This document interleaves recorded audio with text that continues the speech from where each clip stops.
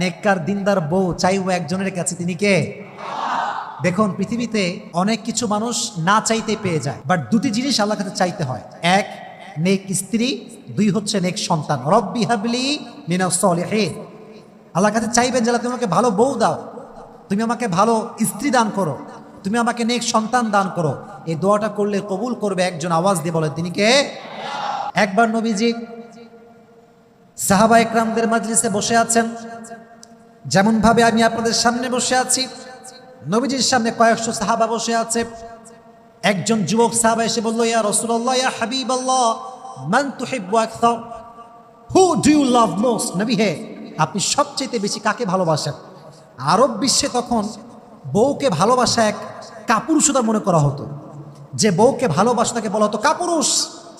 তৎকালীন সময়ে প্রথার মাঝখানে নবীজি সমস্ত প্রথাকে ভেঙে দিয়ে সবার সামনে বললেন, সাহাবা একরাম শোনো, উহিব্বু আয়েশাতা আকসার, আমি নবী আমার স্ত্রী আয়েশাকে সবচাইতে বেশি ভালোবাসি। সুবহানাল্লাহ পড়েন। আমি আমার বউকে সবচাইতে বেশি ভালোবাসি। দেখছেন কত সুন্দর হাদিস, সবার সামনে ওপেনলি বলছে আমি আমার বউকে বেশি ভালোবাসি। এক নাম্বার হাদিস। দুই নাম্বার হাদিস, এটা হচ্ছে এক মজার হাদিস, মানে যতগুলো হাদিস বলবো তার মাঝে এটা একটা অসাধারণ হাদিস। দেখেন, আমাদের হুজুররা যারা আমরা আছি, আমরা বড় খ্যাত বোঝেন, ব্যাকডেটেড, আনস্মার্ট, কি যে বোঝে না তাও বোঝে না, তাও যে বোঝে না তাও বোঝে না। আমাদের অবস্থা হচ্ছে এইরকম।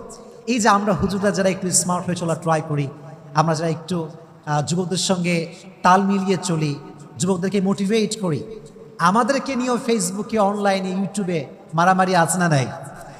ট্রলের কোনো শেষ নাই। আপনি ইসলামের কাজ করবেন, যুবকরা আপনাকে ভালোবাসবে, আপনার millions of young people follower হবে, আর আপনি ট্রলের শিকার হবেন না। ইটস কোয়াইট ইম্পসিবল, এটা হতেই পারে না। বাংলাদেশের সবচাইতে যাকে ট্রল করা হয়েছে সে হচ্ছে মিজানুর রহমান আজহারি, আর এখন সবচেয়ে বড় সেলিব্রিটি বাংলাদেশ যার নাম, সে হচ্ছে মিজানুর রহমান আজহারি। ঠিক আছে না কথাটা প্রিয় ভাইরা?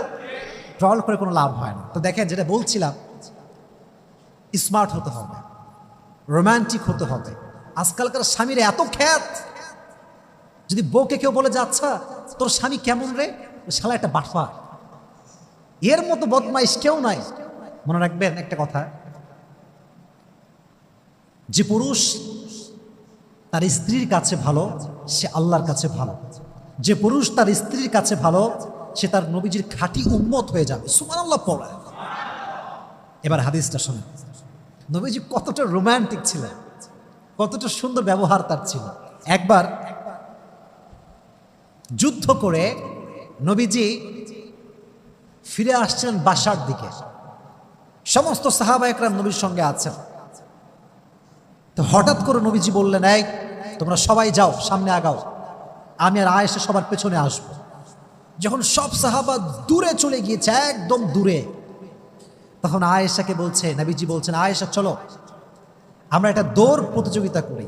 ওই যে সামনে একটা পিলার দেখছো না, বিশাল বড় লম্বা পিলার, তুমিও দৌড়াবা আমিও দৌড়াবো, দেখবো যে কে আগে যেতে পারে। সুবহানাল্লাহ পড়েন।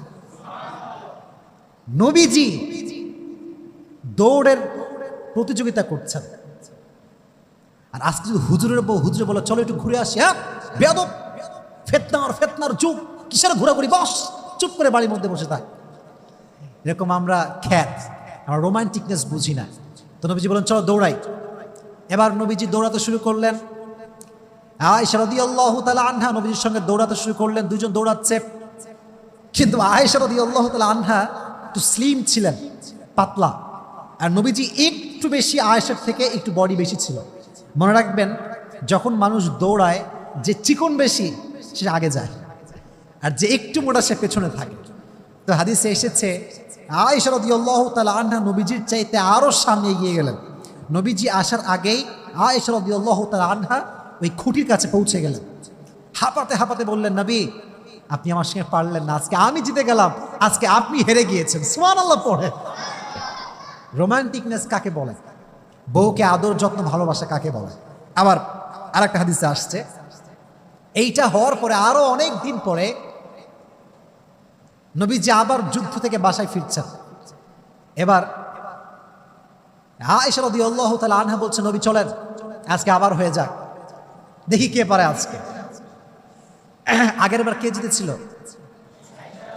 আবার বলেন, আগের বার কে জিতেছিল? তো নবীজি বলছে, আহা, আগের বার হারছি, আবার যদি আজকে হারি মান সম্মান থাকবে না।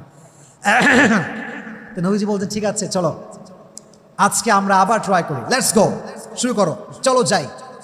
এবার দুইজন দৌড়াতে শুরু করছে, কিন্তু হাদিসে এসেছে এবার আয়েশা রাদিয়াল্লাহু তাআলা আনহা আগের বারের চাইতে এবার একটু স্থূল হয়ে গিয়েছেন, একটু মোটা হয়ে গিয়েছে। তো যখন দৌড়াতে শুরু করেছে নবীজি আয়েশার চাইতে একটু সামনে এগিয়ে গিয়েছে, আর দৌড়ে গিয়ে ওই খুঁটিকে ছুঁয়ে বলছে, আয়েশা হাদিহি বিতিলকা, আগেরবার তুমি আমারে হারাইছো, আজ আমি তোমারে হারাই দিলাম। সুবহানাল্লাহ পড়ে। বলে এই যে খুনসুটি ভালোবাসা, এটা স্বামী স্ত্রীর মাঝে রাখার দরকারটা যুবক ভাইয়েরা আছে না নাই?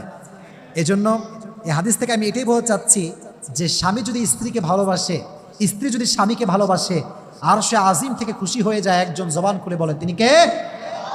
এবারে তাকবীর দেন, লিল্লাহি তাকবীর, লিল্লাহি তাকবীর। তাহলে বোঝা গেল নবীজি আয়েশাকে খুব কম ভালোবাসতেন, খুব কম ভালোবাসতেন। তো তোমাদের যখন বউটো হবে তোমরা খ্যাত হবা না রোমান্টিক হবা? লজ্জা পায়, দেখছেন এখনই লজ্জা পায়। বলেন খ্যাত হবেন না রোমান্টিক হবেন? নবীজি কি আনরোমান্টিক ছিলেন না রোমান্টিক ছিলেন? আল্লাহ আমাদের সবাইকে নবীজির মতো স্বামী হওয়ার তৌফিক দান করুক, সকলেই পড়া আমিন। এবার আর একটা মজার হাদিস শোনা। আচ্ছা বলেন তো, আফ্রিকার মানুষ দেখতে অনেক ফর্সা হয় তাই না ভাই? তারা হয় নিগ্রো, অনেক কালো হয়, এটা আল্লাহর সৃষ্টি, এখানে হাসার কোনো কারণ নেই। তারা হচ্ছে নিগ্রো জাতি, অনেক কালো হয়। তো আরবে মাঝে মাঝে ইথিওপিয়ার লোকেরা আসতো, কালো দেখতে, তার বিভিন্ন খেলা দেখাতো, খেলা যেটাকে আমরা বলি সার্কাস। আমরা বলি কি? তৎকালীন সময়ের সার্কাস ছিল তরবারি দিয়ে খেলা। কি দিয়ে খেলা? তরবারি দিয়ে। তো হাদিসে এসেছে একবার তরবারি দিয়ে হাফসিরা খেলছিল, ইথিওপিয়ার লোকেরা খেলছিল। এটা হচ্ছে ঘর, এটা হচ্ছে জানালা। এটা কি ভাই? জানালা।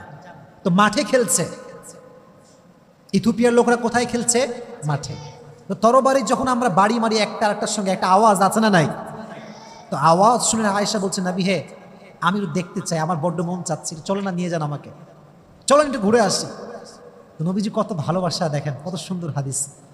নবীজি বলছে ঠিক আছে, যদি তুমি পর্দা উঠায় দাও বা জানালা খুলে দাও, তবে তোমাকে মাঠ থেকে মানুষ দেখতে পারে।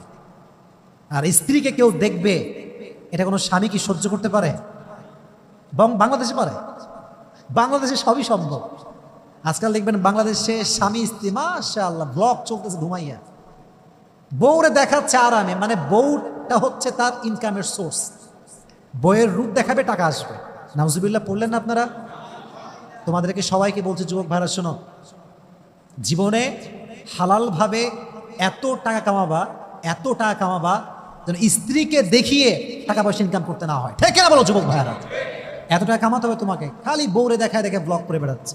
এটা বড় মারাত্মক ফিতনা। এটা আমার বউ, আমি দেখবো, পৃথিবীর কেউ আমার বউকে দেখার অধিকার রাখে? এবার দেখেন আমার দিকে তাকান, হাদিসটা প্র্যাকটিক্যালি বোঝাচ্ছে, প্র্যাকটিক্যালি। এটা হচ্ছে জানালা, এটা হচ্ছে মাঠ। তো নবীজি যেটা করলেন, জানালার কাছে এসে নবীজি দাঁড়ালেন। নবী ছিলেন আয়েশার সাথে একটু লম্বা, আয়েশা নবীর সাথে একটু ছোট ছিল। যখন নবী দাঁড়াইছেন, পায়ের যে গোড়ালি আছে এইটা উঠাই দিয়েছেন, ফলে লম্বা একটু কম হবে না বেশি হবে? লম্বা কম হবে না বেশি হবে? নবীজি পায়ের উপরে ভর করে লম্বা হয়ে দাঁড়াইছেন। খুব ভালো করে বুঝবেন হাদিসটার অর্থ কি।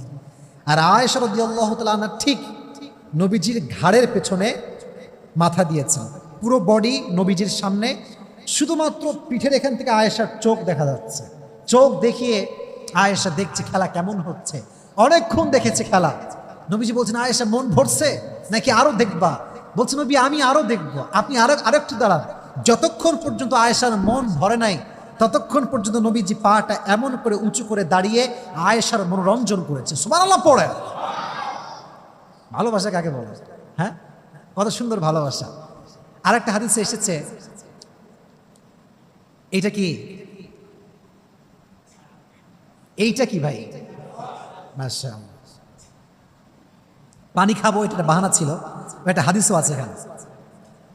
দেখেন কত সুন্দর হাদিস। আয়েশা রাদিয়াল্লাহু তাআলা আনহা যে গ্লাসে